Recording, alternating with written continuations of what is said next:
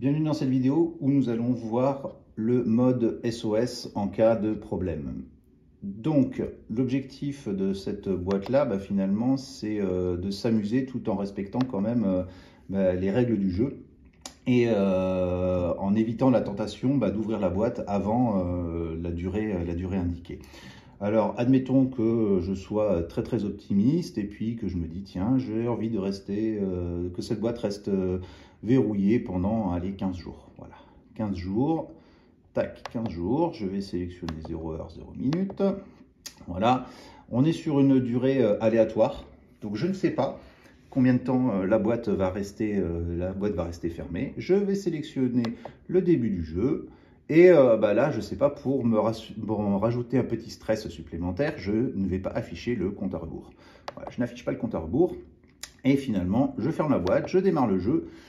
Et pour une raison ou pour une autre, au bout d'un certain délai, voilà, je me dis, aïe aïe aïe, j'ai besoin d'ouvrir la boîte. Ou même, tiens, je n'ai pas envie de respecter la durée nécessaire. Et j'ouvre la boîte. Donc, je clique dessus.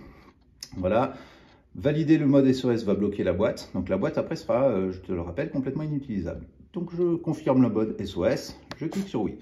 Évidemment, ça ouvre la boîte. Donc la boîte est ouverte, mais maintenant la boîte n'est plus utilisable. On ne peut plus jouer aux 4 modes de jeu, elle n'est plus utilisable.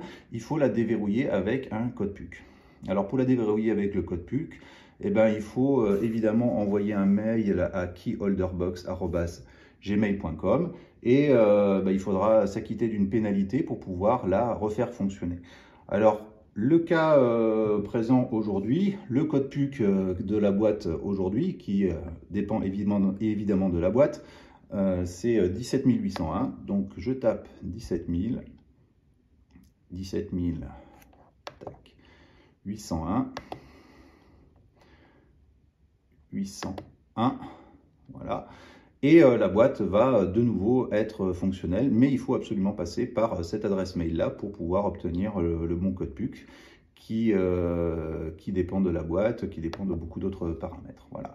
Donc là, je valide et la boîte est de nouveau utilisable. Alors tout ça, c'est fait pour éviter finalement des ouvertures intempestives et finalement pour respecter la règle du jeu et rajouter un petit peu de pression aux personnes qui jouent. C'est ce qui rend finalement ce jeu-là assez pimenté et assez sympa.